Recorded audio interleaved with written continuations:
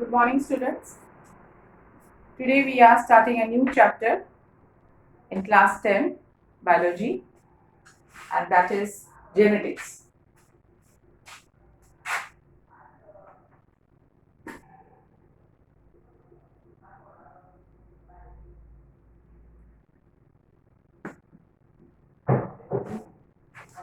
It is a very important chapter, and you have got to work out a few cross over here.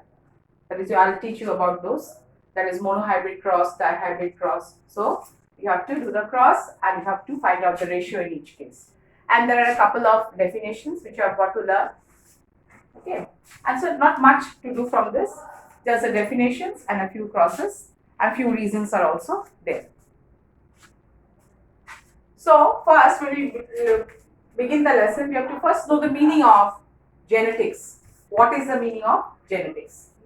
So you have studied in class 9 where you have dealt with the structure of a cell. You have seen that a cell has got a nucleus at the center and it has got cytoplasm, isn't it? So inside the nucleus, you have already read that there are some chromatin fibers which at the time of cell division will form chromosomes. And found on the chromosomes are certain bodies, rounded bodies, which are known as the genes. And these genes are responsible for the transmission of hereditary characters. This you have already read. So genes are found on the chromosomes which are responsible for the transmission of the hereditary characters. Now the study of these genes is known as genetics. In short, if you have to explain what is genetics, then you have to say it is the study of the genes, how they behave, okay, how they bring about the transmission of the characters. So all these you have got to study in this chapter. Now, the basic idea of genetics was given by the scientist Gregor Mendel. Gregor Mendel, name of the scientist. And the complete work of Mendel can be studied under Mendelism. When we study the complete work of Mendel, that is known as Mendelism. Okay. So what did this person do? That is Gregor Mendel. What did he do? Actually, he carried out a number of crosses between the different varieties of the pea plant, pea flower. Okay, he took the different varieties of the pea flower and he made a cross between them. Not only flowers, he had also taken some contrasting characters like the height of the stem, then the position of the leaves. Okay, the color of the flowers, the shape of the pot, and the color of the pot, etc. So different characteristics he took and he made cross between them, and he had tried to see the different offsprings which will develop in the next generation. So this complete work I told you is known as Mendelism. Under this we will study the first one, that is called monohybrid cross.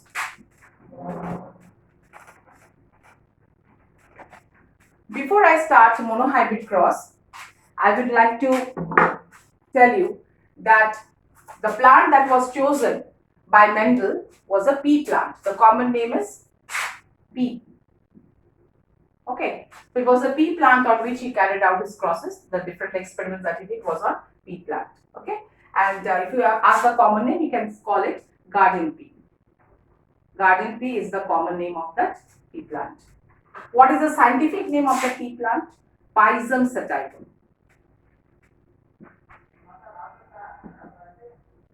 Okay.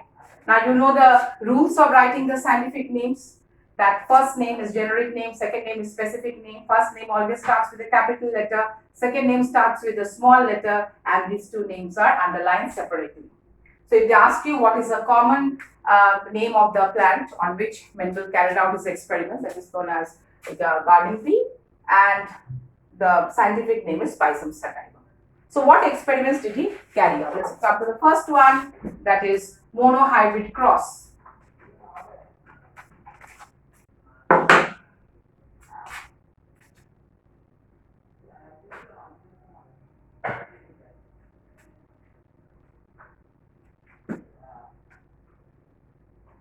Okay, monohybrid cross. What is the meaning of monohybrid cross? It is a cross in which one pair of contrasting characters are taken into consideration at a time. So here a cross has been made between two plants which are having contrasting characters. Means we have taken one pair of contrasting characters at a time. We cannot take all the characters of the plants when we are doing the cross. So when we take one pair of contrasting characters into consideration, then that type of cross becomes monohybrid cross. Definitions are given in your book. You can read the definitions from the book. Now, like I can give you one example. Say a tall pea plant is being crossed with a dwarf pea plant. Dwarf, you know, is short. So a tall pea plant is crossed with a dwarf pea plant. So here you understand the meaning of contrasting characters. I have taken tall plant and the other one is contrasting as the opposite of it, isn't it? Dwarf plant. So we are making the cross between a tall plant and a dwarf plant, which are contrasting characters. So tall plant is crossed with a dwarf plant. Okay. Now, before I start this, one more thing I've got to explain to you, like dominant and recessive characters. You should know the meaning of dominant characters and recessive characters. Dominant and recessive. Dominant character is that character which gets expressed in a generation. Say for example, say a person is having, say the father is having, say curly hair and the mother is having, say straight hair, for example, and the baby develops curly hair. Then that we can say that the father's character is being dominant here in the baby, isn't it? The character that is getting expressed in the next generation, that is known as the dominant character. And the character which does not get expressed, but it remains hidden, but that does not get expressed, that is known as the recessive character. So in this case, the straight hair of the mother will become the recessive character. If curly hair becomes the dominant character, then the other character will become the recessive character. Okay, so the character which is getting expressed is called the dominant character. The character that is not getting expressed, that doesn't mean it is not present. It means it is hidden, it is not getting expressed. But it is present at the same time. Now, so first we should know the meaning of these two terms, learn these two definitions, and then we will come back to the cross.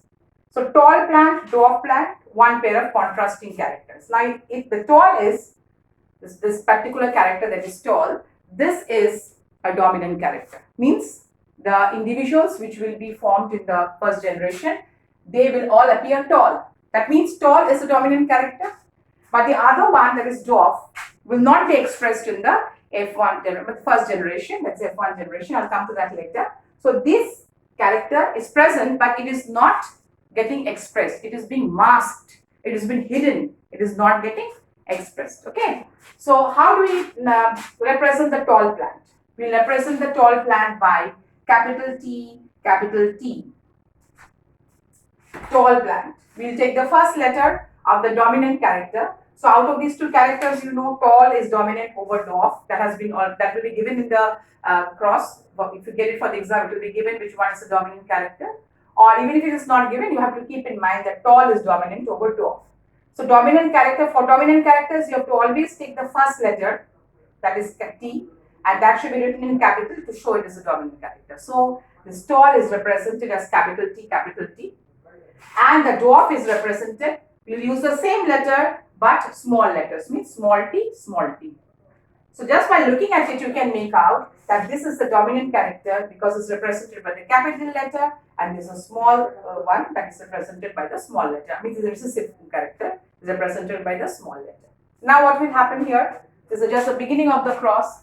So whenever fertilization takes place, before that, you know, there is gamete formation. So whenever we do the cross, is the first step. These can be called the parents. You can write P1 also if you want. And gamete formation. That has to be written at the side. Gamete formation means before fertilization, gametes should be formed. So in gametes, how will they form the gamete? They will just separate out like this. So this will become one, and this will become the other one. Okay. Similarly, this will also separate. This will become one. This will become the other one. Okay. Next, we come to the first generation, which is called first filial generation, or we can represent it by F1, first filial generation. So how the combination takes place, if these are the gametes, okay, you can write it within the circles, or you can just leave it like that. So you will combine it like this. So this becomes capital T, small t. Then again this one with the second one, so it becomes capital T, small t again, capital T, small t. this also for the second one becomes capital T small t. So in this first generation or F1 generation, we find that all the plants here are capital T small t. Okay, so this capital T, I told you, it is representing the dominant feature and the small t is representing the recessive feature. So it will not show any intermediate characteristic, means it will be not between tall and dwarf. It's not like that. All these offsprings will be tall in nature. Okay, because tall is a dominant character. So if it is this is a hybrid form, so if it is present in this manner, all the individuals will be tall in nature. So if they ask you what will be the nature of the individuals, then you have to say these are heterozygous tall. Means these are, you can see capital T and small t together, they have combined, isn't it? So that becomes a heterozygous. Like this is homozygous, being represented by two capital T's. This is also homozygous, being represented by two small t. And these will be the heterozygous because it's a combination of capital T and small t, like something like hybrid, isn't it? So these individuals will be heterozygous, heterozygous.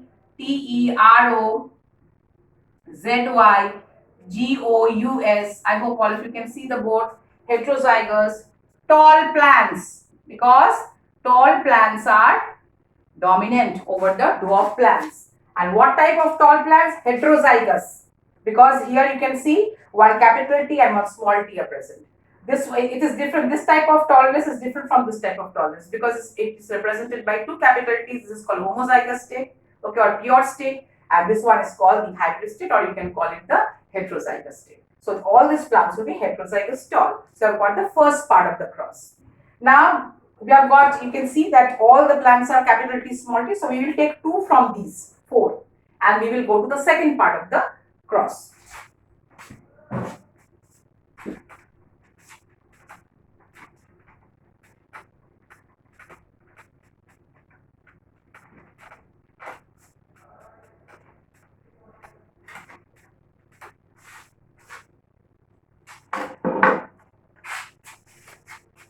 Capital T, small t, and capital T, small t. We are going to the second phase, that is F2. F1 is completed, we come to F2. Again, we have got gamete formation. So gamete formation. So again, these will separate out. These will separate out. Okay. Now, for F2 generation, we can directly do the same way as you have done previously, or you can also draw a Punnett square. Punnett square. Okay, like this. This is called Punnett square. Punnett square. Okay. They can give one extra n also. There's no problem with the spelling. So Punnett square. So when you do the Punnett square, then you have to also give two symbols of the male and female. Like you can write the female on this side or the male on this side, no problem, or vice versa. So this particular is a symbol for the male, and this one is a symbol for the female. Now, why do you have to give these two symbols when you are doing the cross? Because out of these two plants which you have taken for producing the second generation, one has to be the female and one has to be the male, isn't it? Whenever there's fertilization, one has to be a male and one has to be a female. So here, supposing this is a male plant, then these are the two gametes coming from the male plant, and this is a symbol for the male. As I hope all of you can see, this type of symbol is used for the males. So you are going to write these two gametes along this line. These are the male gametes, and these two are the female gametes. So this side, this is the symbol for the female. So this side you are going to write the female gametes. Okay. So both the gametes are the same, but you have to write it at the proper place. So male gametes on this side, female gametes on the other side. Then they will combine. So how they combine? This one with this. For this one, capital T, small t. For this one, capital T, small t. Then this one, small t, small t. So these will be the plants. Four types of plants represented by capital T, capital T, capital T, small t. Again one capital T, small t, and small t, small t. Now you have got to, after doing this, you have to write down the ratio. So when you write down the ratio, before doing that, you have to first know the meaning of these two terms which I am giving here. One is phenotype, one is genotype. Phenotype and genotype. So we will have two ratios out of it. One is phenotypic ratio and the other one is genotypic ratio.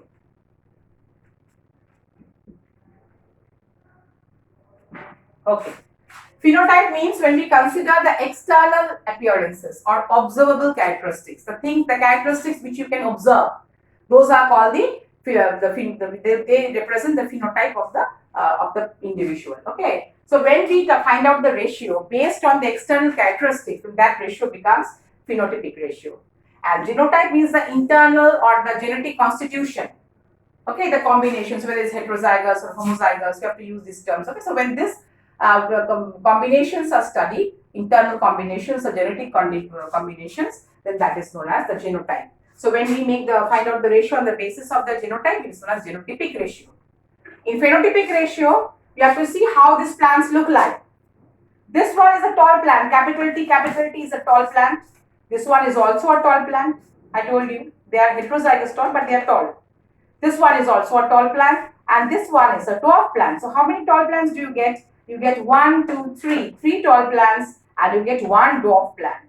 So we are just dealing with the external characteristics, isn't it? So you are getting 3 tall plants and you are getting 1 dwarf plant. So the ratio is becoming 3:1. Genotype. Okay, what type of tallness is this? Capital T, capital, what type of tallness? This is homozygous in nature, homozygous tall. This one is heterozygous tall. This one is also heterozygous tall and this one is a dwarf plant. So you are having one homozygous plant,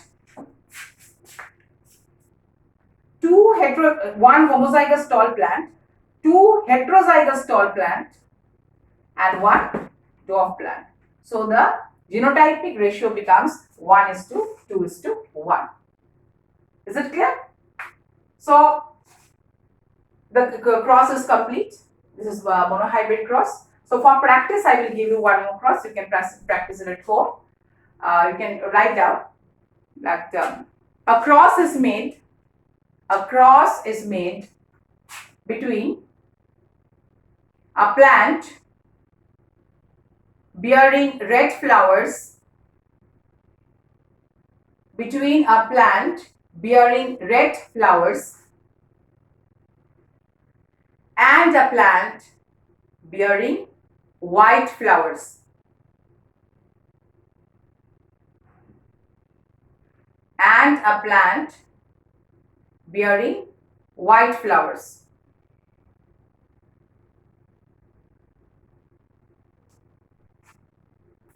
Work out the cross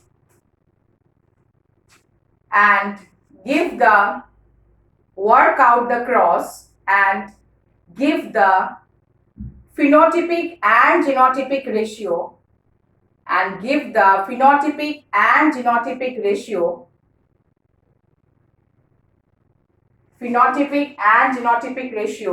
of the F2 generation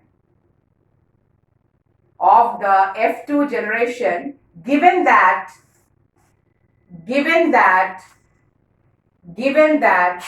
red is dominant over white. So it will be in the same way, it will be done in the same way. Only in place of capital T, we are going to put capital R. So if write like this, let the plant bearing red flowers be represented by capital R, and the plant bearing white flowers be represented by small r, and the other things will be the same. You will be getting the same ratio, but the way you work it out will also be the same. So just go through this example, and then after closing your copies, you can just try to recall what you have read so far, and then you go for the cross. Okay. So with that, I end my class today. We will continue with this chapter on the next day. Thank you.